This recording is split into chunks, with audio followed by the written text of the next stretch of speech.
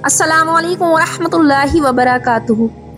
میرے پیارے بہنوں، میں آپ کو تہجد کی نماز پڑھنے کا صحیح طریقہ، اس کا وقت کیا ہوتا ہے، اس میں کتنی رکعات ہوتی ہیں اور اس کے کیا فضائل ہیں، انشاءاللہ الکریم میں آپ کو عرض کر رہی ہوں۔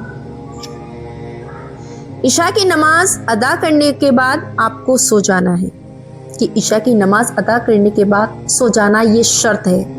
میری کچھ اسلامی بہنیں بولتی ہیں کہ تہجد کا جو وقت ہوتا ہے، ٹائم ہوتا ہے، وہ 3 بجے کا ہوتا ہے۔ ایسا کچھ نہیں میری پیاری بہنوں، اگر آپ عشاء کی نماز پڑھنے کے بعد بھی اگر آپ 1 منٹ کے لیے سو گئی تو آپ تہجد کی نماز پڑھ سکتی ہیں۔ آپ 2 رکعت سے لے کے 8 رکعت ادا کر سکتی ہیں۔ اس میں قرات کا اختیار رہے کہ جو چاہیں پڑھیں۔ بہتر یہ ہے کہ جتنا قرآن یاد ہے وہ تمام پڑھ لیجئے، ورنہ یہ بھی ہو سکتا ہے کہ ہر رکعت میں سورہ فاتحہ کے بعد 3 بار سورہ اخلاص بھی پڑھ سکتی ہیں، کہ اس طرح ہر رکعت میں قرآن کریم ختم کرنے کا ثواب ملتا ہے۔ ایسا کرنا بہتر ہے۔ بہرحال سورہ فاتحہ کے بعد کوئی سی بھی سورت پڑھ سکتی ہیں۔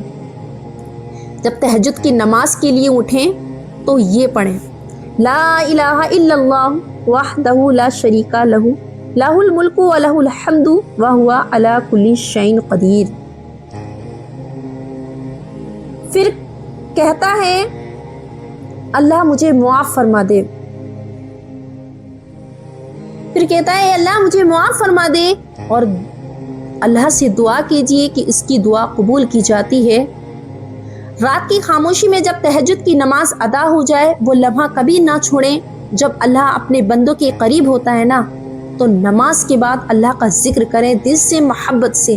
سب سے پہلے یہ کہیں استغفر اللہ ربی من کل ذنب واتوب الیہ، پھر تسبیح فاطمہ پڑھیں جو نبی صلی اللہ تعالی علیہ وسلم نے اپنی پیاری بیٹی کو سکھائی تھی۔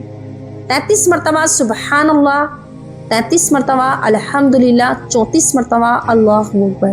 یہ 100 مرتبہ کا ذکر آپ کے دل کو نور، زبان کو برکت اور روح کو سکون دیتا ہے۔ تو یاد رکھیں، جو بندہ تہجد کے بعد اللہ کو یاد کرتا ہے نا، تو اللہ تعالیٰ خود اس کے ذکر کو یاد کرتا ہے۔ میری پیاری بہنوں،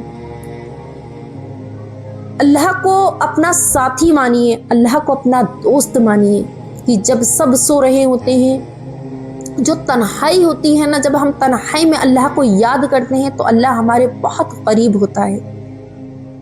جس کی کوئی تمنا پوری نہیں ہو رہی ہو، جس کی کوئی خواہش پوری نہیں ہو رہی ہو، تو میری پیاری بہنوں تہجد کی پابند ہو جائیے۔ انشاءاللہ الکریم اللہ نے چاہا، اس کے رسول نے، آپ کی دلی حاجات قبول ہو جائے گی، دلی تمنا آپ کی قبول ہو جائے گی۔ آئیے اس کے فضائل سنتے ہیں۔ ایک تہجد گزار کے لیے جنت کے عالی شان والا خانے۔ امیر المؤمنین حضرت سیدنا علی المرتضی کرم اللہ تعالی وجہ الکریم سے روایت ہے کہ سید المبلغین رحمت للعالمین صلی اللہ تعالی وسلم کا فرمان دل نشین ہے، جنت میں ایسے والا کھانے ہیں جن کا باہر اندر سے اور اندر باہر سے دیکھا جاتا ہے۔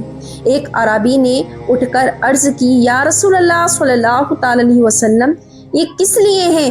آپ صلی اللہ تعالی علیہ وسلم نے ارشاد فرمایا، یہ اس کے لیے ہے جو نرم گفتگو کرے، کھانا کھلائے، متواتر روزے رکھے، اور رات کو اٹھ کر اللہ عز و جل کے لیے نماز پڑھے جب لوگ سوئے ہوئے ہوں۔ تہجد گزار کے حروف کی نسبت سے نیک بندوں اور نیک بندیوں کی حکایت۔ حضرت سیدنا عبدالعزیز بن رواد علیہ رحمۃ اللہ جواد رات کو سونے کے لیے اپنے بستر پر آتے اور اس پر ہاتھ پھیر کر کہتے، تو نرم ہے، لیکن اللہ عز و جل کی قسم جنت میں تجھ سے زیادہ نرم بستر ملے گا۔ سبحان اللہ۔ پھر ساری رات نماز پڑھتے رہتے۔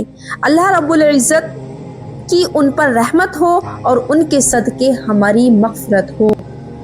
بالیقین ایسی مسلمان ہیں بے حد نادان، جو کہ رنگینی دنیا پہ مرا کرتے ہیں۔ شہد کی مکھی کی بھنبھناہٹ کی سی آواز۔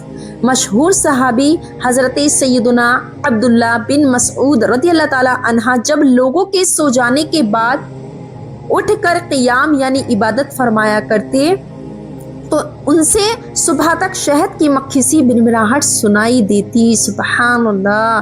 اللہ رب العزت کی ان پر رحمت ہو اور ان کے صدقے ہماری مغفرت ہو.